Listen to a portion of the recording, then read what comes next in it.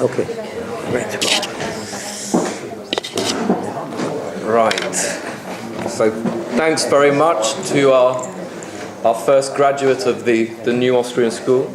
And I think that you wanted to say a few more things before we move on to any questions or comments. Thank you. I said I was very calm, but that's a little white lie. Actually, it's pretty stressful. So I forgot to say something about, when I was talking about Sandeep, that for me, close the loop. I started off with a commitment to help preserve and disseminate the professor's work. And now on his new website, feketeresearch.com, it's the mission statement of the website of the whole organization is to help preserve, disseminate, and carry forward the work of Professor Fekete. And this "and carry forward" is really awesome. When I heard this, I got like warm, fuzzy feelings. And it goes back to Mr. Newton, Sir Isaac, and when he said, "If I see further than others, it's because I stand on the shoulder of giants." And for me personally, when I was really fairly heavily into the Austrian school, I started to have a little bit of this guru thing. Oh, this is the authority, and this is the tradition, and this must be true. What the Buddha said was, don't believe anything to be true just because tradition tells you it's true. And then he said, don't believe anything to be true just because tradition tells you it's true. And then incredibly, he said, don't believe anything to be true just because I tell you, the Buddha tells you. And all the disciples went like, wow, then what do we believe? And he said, believe what you understand and what you figure out for yourself. So to all of you, I invite you, don't believe a word I say. Figure it out for yourselves. So thank you for that, Sandy. And what was the other thing I forgot? You wanted to talk about some things that we were talking about. Yeah, well, this is, I'm not being pedantic here by any means, but maybe I am. But we had a discussion 2 days ago about future goods versus present goods, and is this apodictic or whatever, and I don't want to touch that, no. But I heard this phrase run by me that said, ice today is not the same good as ice, or ice in the summer is not the same good as ice in the winter, is not the same good. I said, what does that mean? To me, a good is like the British usage, a goods train or a goods wagon carries goods, which are stuff, coal or sides of beef or whatever, versus passengers. So if you're implying that ice is not the same physically, that frozen H2O, what are you talking about? Let's not forget Menger's axiom, the one axiom we need to build this whole edifice of economics. Consciousness resides only in human consciousness, and all that implies. So it can't be that. Value. You said consciousness. Consciousness resides in value, right? Is that what I said? Consciousness resides in consciousness. Yeah, I'm sorry. Value resides in or value arises. In other words, the Austrian approach is value scale in people's thinking, in their minds, and they make their choices, and the economics starts when people made a choice and take action on that choice. And of course, that's where human action comes from. So value arises only in human consciousness. That frozen H2O, that stuff out there is just stuff. And then maybe it means that it provides, it's good for people. Ice is good for you. Well, maybe it is, maybe it isn't. The ice is just ice. And if I happen to like to put it on my sore shoulder, it's good for me. But he may say, ice, yuck, I like a heat pad. It's in your mind. And so there's some fallacies that are hiding in here. So if you say that people value ice more highly in the summer than in the winter, well, okay, maybe, but then is it an axiom? Or should you actually be saying more people, or most people, or I think people? Because I'm going to give you an example where it's completely not true. The flip side is true. I come from Canada, a very cold country, as you surely know. And the further north you go, the colder it gets. That's why they're all living near the American border. And it's a long winter. So it's in Quebec City, which is the capital city of the province where I live, Quebec. Montreal is the biggest city, but Quebec City is the capital. Farther north, cold. They have a thing called Winter Carnival to celebrate winter and break it up. And there's lots of boozing and ice skating, and they practice the ancient art of the boaters, trying to get across a semi-frozen river. So they wade and push the boat and paddle and race. Anyway, the highlight of this ice sculpture, there are ice carvers who take blocks of ice and turn them into really neat things like ice angels and Santa Claus and reindeer, and there's judgment and prizes and blah, blah, blah. And today they may just use refrigerated ice, but in the old days they took the trouble to chop ice or saw ice blocks out of the river, lug it up the hill, and do it. Well, I guarantee you an ice carver values ice more in winter than in summer. Because in the summer, to him, to that person, that role, it has no value. It melts in no time at all. But you say that's frivolous. That's not real economics, it's not money. Well, I disagree, because what drives people's choices does not have to be money. It can be any psychological thing, and you like it for whatever reason, and you do it. But even so, there used to be an industry called ice farming. And this is not just in Quebec now. This is whole Canada and northern US, any cold area, where during winter they would saw big blocks of ice out of the frozen lakes, store them in a warehouse, insulated for summer. There was an entrepreneur, he saw a spread, he saw potential for making money, and people got rich doing this. This useless stuff, this worthless stuff, this ice became a resource that people wanted. They liked it in their gin and tonic, for all I know. And that's the thing. It was, and those people who were farmers and had no jobs in the winter, they worked as ice farmers. And they weren't the entrepreneurs. And there was economic activity and money changing hands. So this useless stuff was promoted to a pretty valuable resource, ice. And the same piece of rock. Rock is dirt, right? Well, what about the marble slab that Michelangelo chopped his thing out of? Suddenly it acquires value from human consciousness. Value from human consciousness. And one more thing, this industry disappeared because mechanical compressors and refrigeration, and became cheaper and more convenient to just freeze the ice yourself and do it. Cost money, people are willing to pay for it.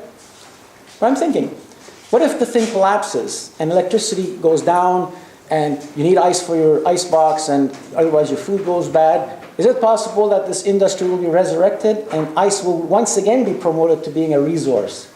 I hope not, but you never know.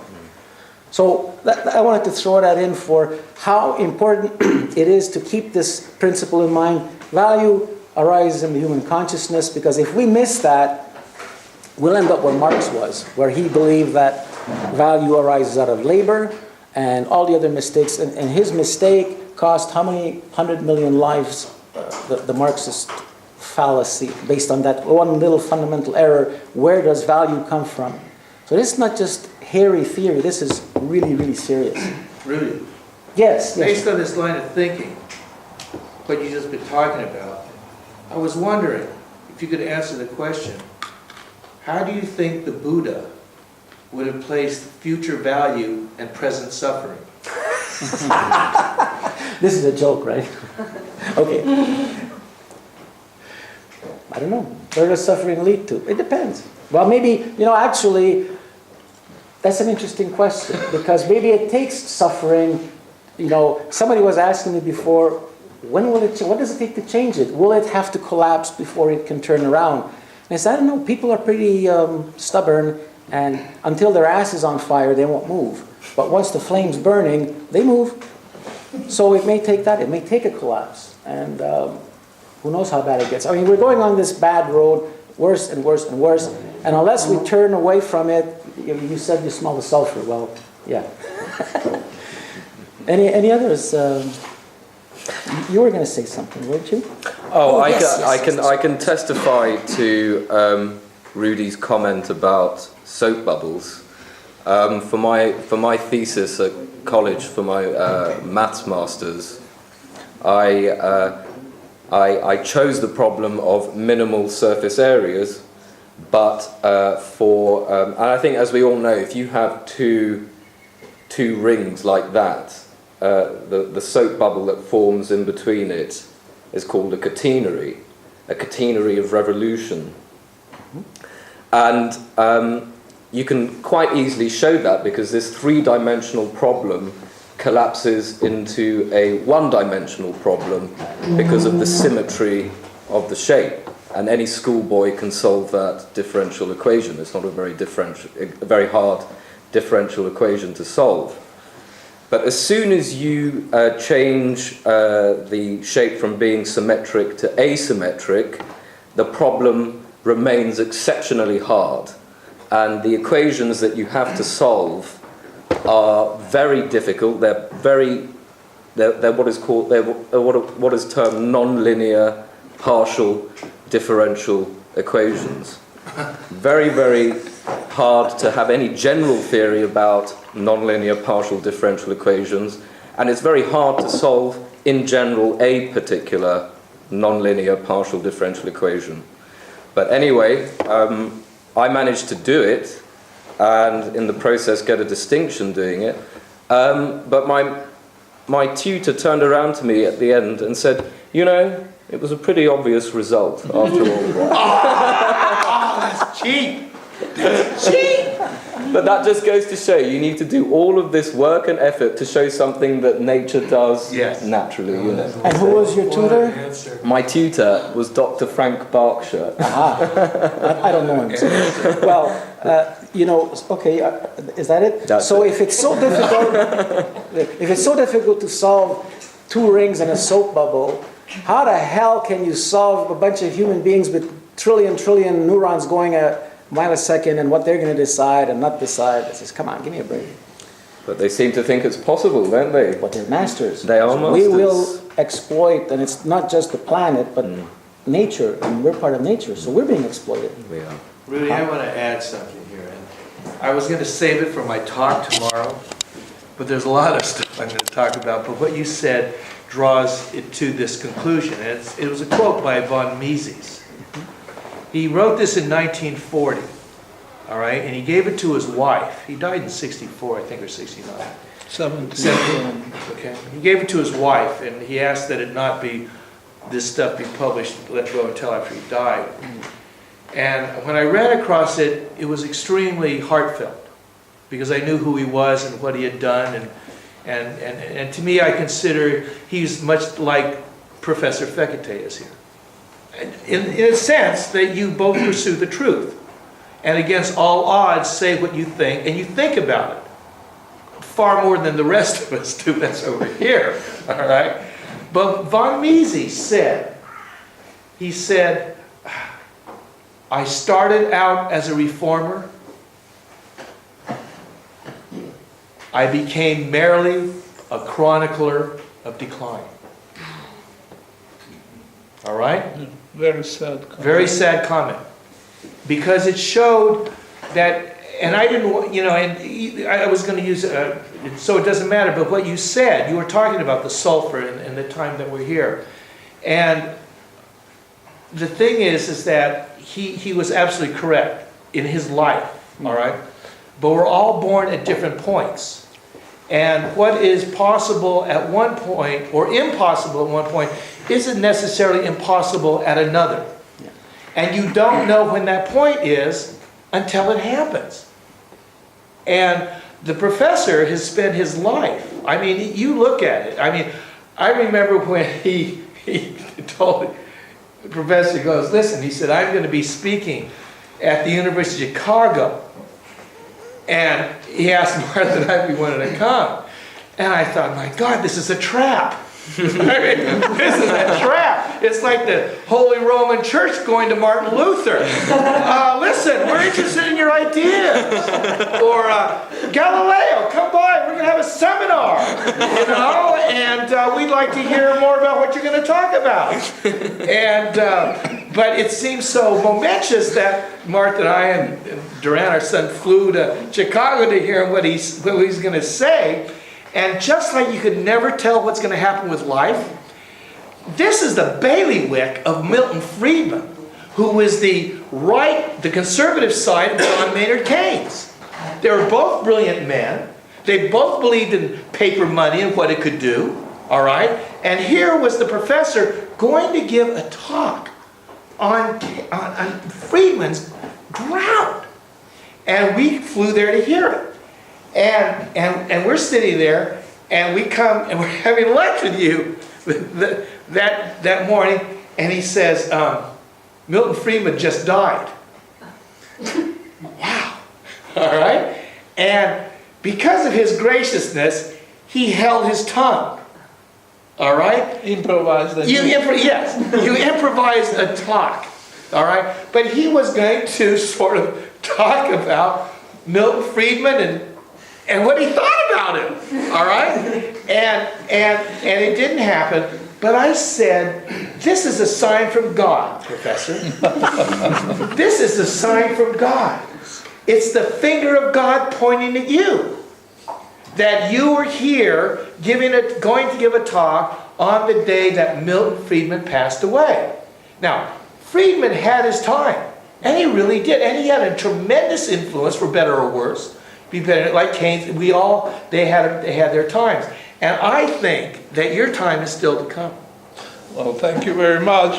I also pray that I live long enough. You know, Darrell, what you just said dovetails with this carry forward. Yeah. If you're really just chronicling the decline of the Roman Empire, why carry forward? Why not just live it up? It's the last day, and there's 2012, and the planet's going. But if there's hope for the future, you want to carry forward because yes. Von Mises only realized that he had chronicled the decline, but he was carrying forward. He had made his statement. He put it out there. Human Action came out in 1949, and he wrote those words in 1940. All right? So he knew there was meaning in it. He still thought. He still lectured. He still talked. Because there's always meaning in the truth. And that's what it is. It's sort of faith. And that's what you were talking about, Rudy. That's it. Have faith, buy gold, buy silver. Right on. That's right. Any questions or comments from any of today's proceedings? Peter? Well, I'm pretty curious about the quote of Alan Greenspan. The quote of Alan Greenspan? You just in your talk quoted Alan Greenspan, whereby he said somewhere that fiat has no other place to go but gold. Yes. Fiat has no other... In extremis, fiat has no place to go but to gold. Now, he said this after he was out of office. You'll find it on the internet. I see. Okay. I didn't come across that, but I'm very curious if... Well, those words are going to haunt him. Remember back in the 60s, he wrote stuff about gold that was very much understanding the principles behind gold. And then somehow he forgot about it for a few decades, and then he recalled it once he got out of office. Selective memory loss. It's a bit funny. Yeah, isn't it? Suspicious, isn't it? Suspicious. Circumstantial evidence? He also went on record to oppose the United States government selling any gold, because there were some voices around that, well, gold is just, or the gold standard is a barbarous relic, so gold is superfluous, get rid of it. Yeah, that's right. And then he thought it was important enough to go on record. Yeah. He opposed it. And he mentioned specifically that in a war situation, it may be not possible to buy war supplies for anything but gold. And that's his quotation. Well, he knew, and I think he said sooner or later the party comes to an end. And then it's time to buckle down. And now it's getting pretty close to that time. Any more questions? Comments? Taking all offers? No bids? No bids. No bids. No bids. That's good. Well, I don't think that... Is there anything that you wanted to carry on with? Well, once more, let's celebrate our new graduates.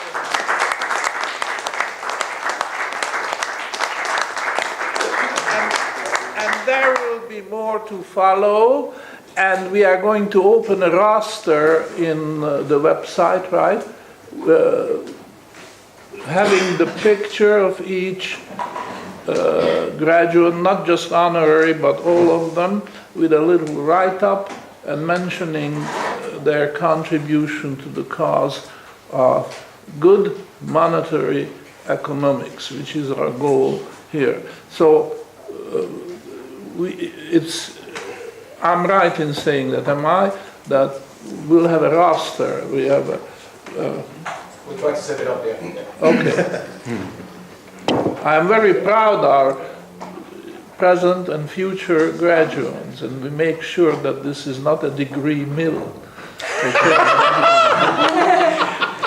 I think we better have gold certificates here instead of paper. Gold back certificate. Well, there's a gold seal on it, so there you go.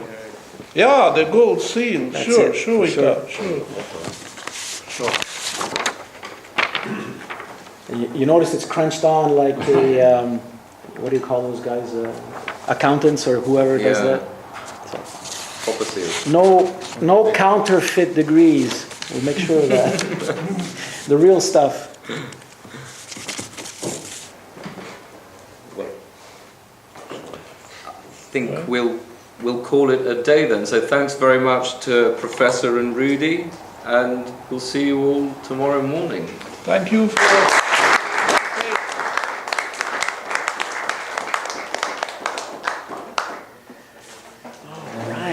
Yep, I knew I forgot to turn my lights off. Rudy, let me take a picture. Sure. Ah, You and